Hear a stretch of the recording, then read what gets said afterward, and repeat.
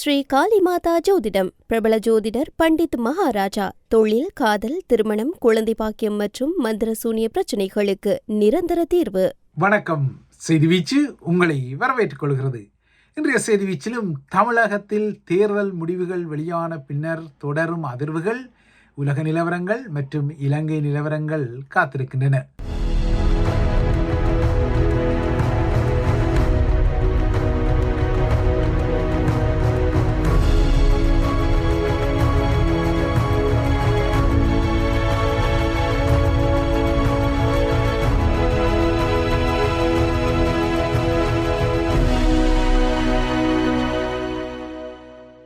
தமிழகத்தில் முதலமைச்சர் விஜய் மற்றும் அவரது புதிய அமைச்சரவை என்ற புதிய அடையாளங்கள் நாளை மறுதினம் மே மாதம் 7ஆம் தேதி அன்று சென்னை நேரு அரங்கில் அரங்கேற காத்திருக்கின்றன.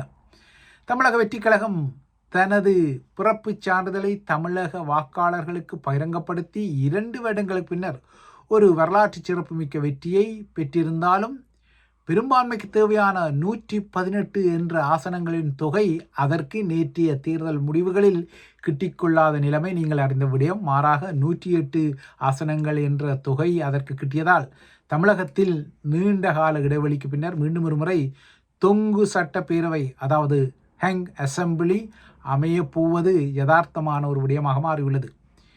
தமிழகத்தில் இன்னொரு முறை தொங்கு சட்டசபை அமையப்போகும் நிலையில் இந்திய அரசியலமைப்பு சட்டம் இவ்வாறான தொங்கு சட்டப்பேரவை சாத்தியங்கள் உள்ள மாநிலங்களுக்காக சில நடைமுறை விதிகளை கொண்டிருப்பதால் இந்த நடைமுறை விதிகள் தமிழகத்திலும் அரங்கேற காத்துள்ளன.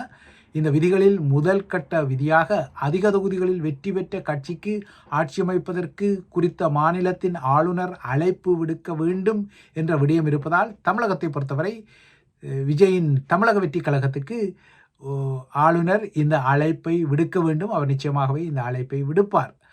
குறிப்பாக தமிழக வெற்றி கழகத்துக்கு தனது பெரும்பான்மையை நிரூபிப்பதற்கு 2 வார கால அவகாசம் வழங்கப்பட்டு இந்த அழைப்பு விடுக்கப்படலாம்.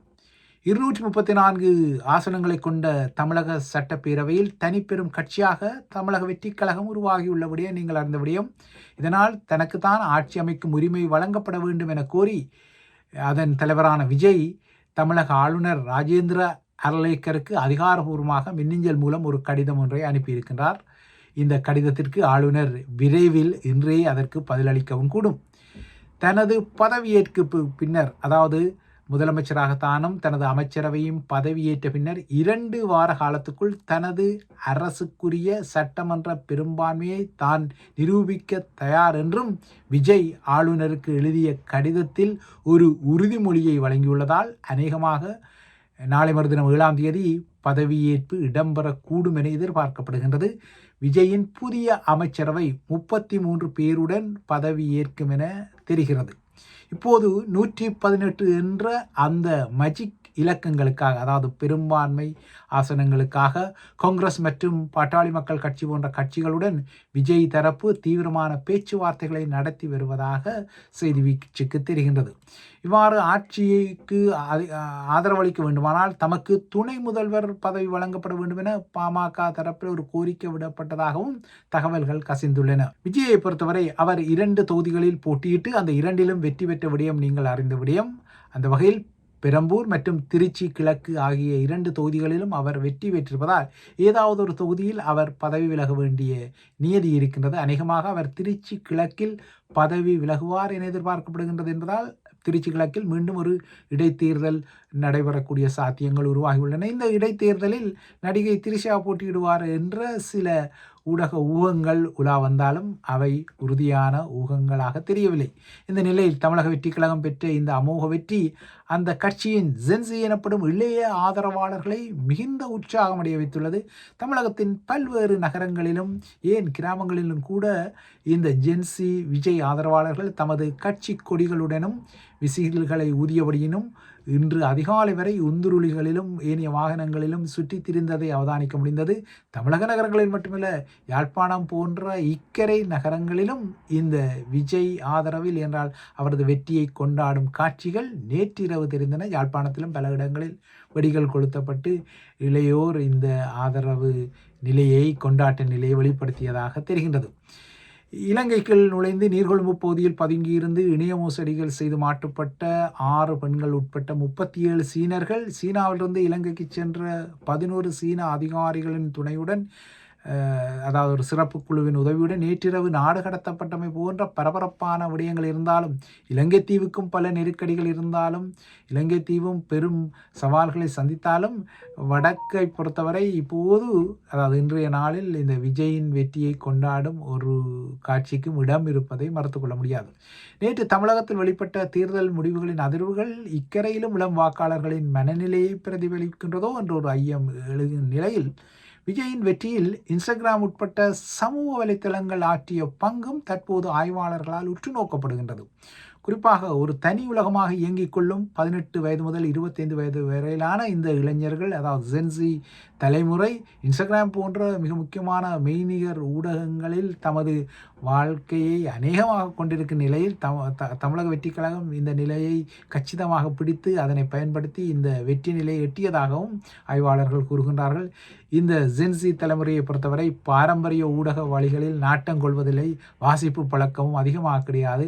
இவர்களுக்கான உலகம் ஸ்மார்ட் போன் எனப்படும் இந்த செல்பேசிகள், நுண்ணறிபேசிகளுக்குள் இருப்பது உங்களுக்கு தெரிந்த விடயம். அநேகமான தமிழ் இளையவர்களும் இந்த ஸ்மார்ட் போன் உலகத்தில் இருக்கின்றார்கள்.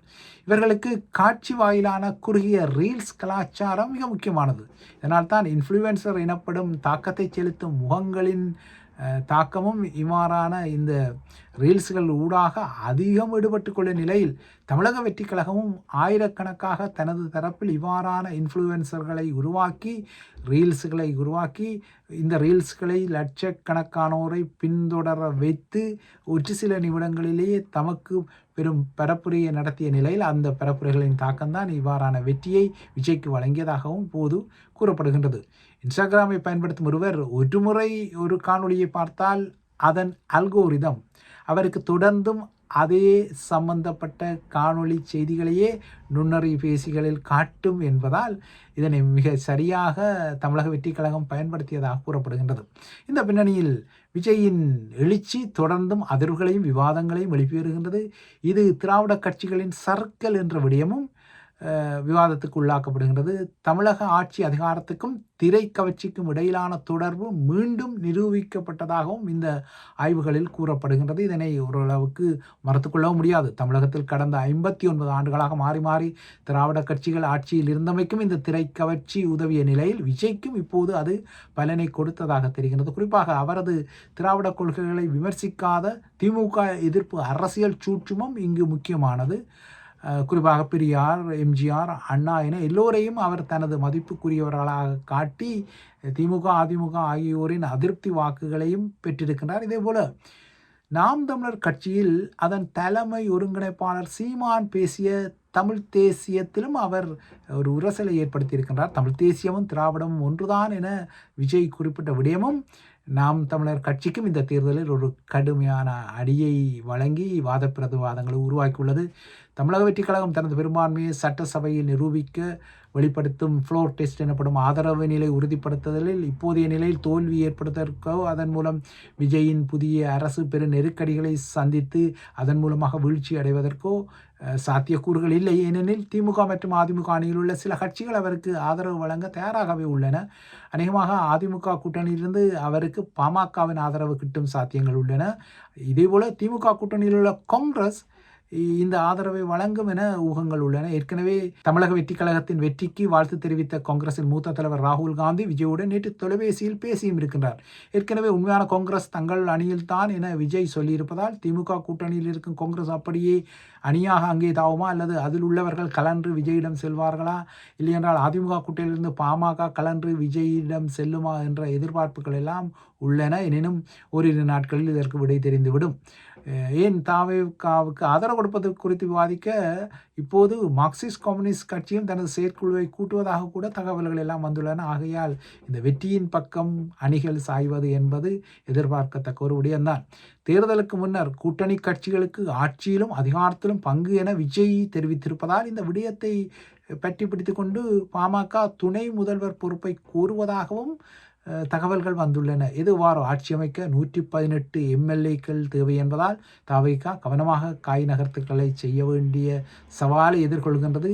எனினும் எதிர்வரும் மணி நேரங்களில் இவை தீர்க்கப்பட்டு நாளை மறுதினம் 7 விஜய் முதல்வராக பொறுப்பேற்று தமிழக வெற்றிக் கழகம் சிறுபான்மை எனப்படும் மைனாரிட்டி அரசாக ஆட்சியில் அமரப்போவதும் ஏறக்குறைய உறுதிப்படுத்தப்படுகின்றது.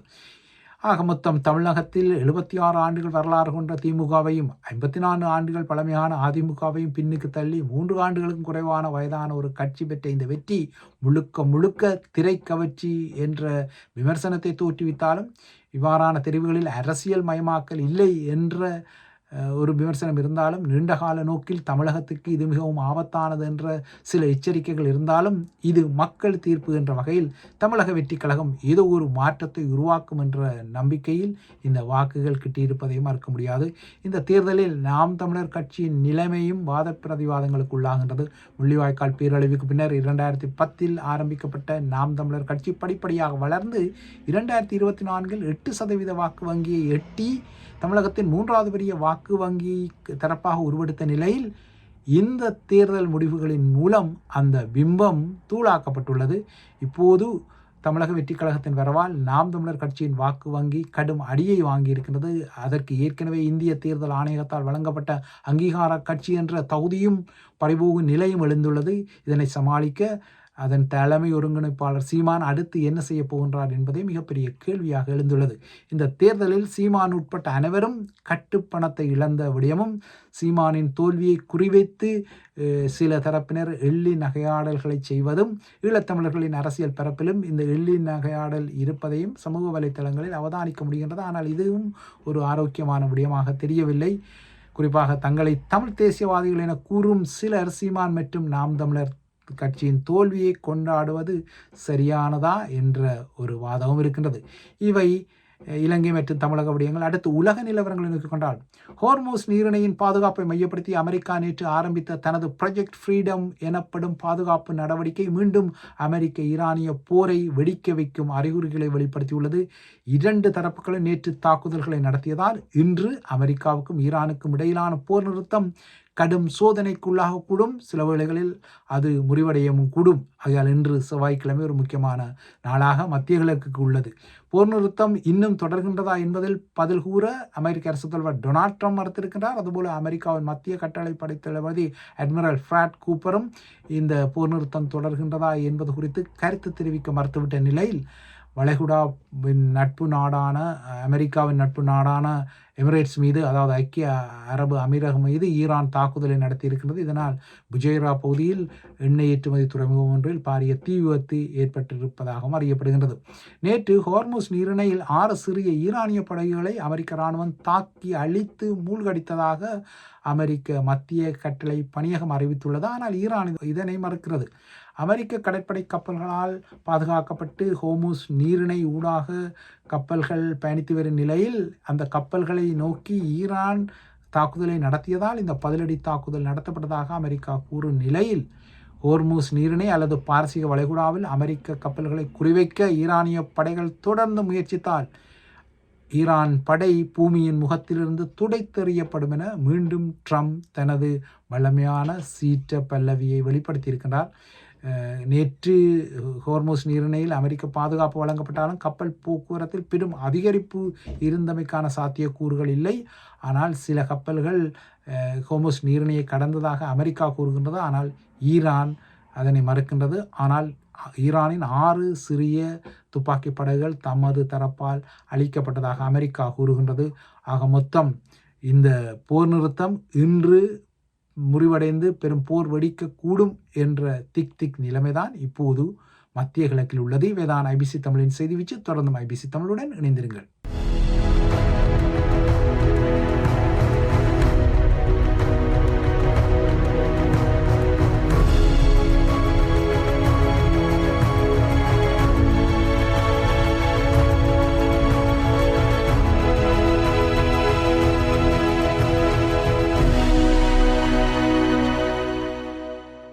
ஸ்ரீ காளிமாதா ஜோதிடம். பிரபல ஜோதிடர் பண்டித் மகாராஜா. தொழில், காதல், திருமணம், குழந்தை பாக்கியம் மற்றும் மந்திர சூனிய பிரச்சினைகளுக்கு நிரந்தர தீர்வு.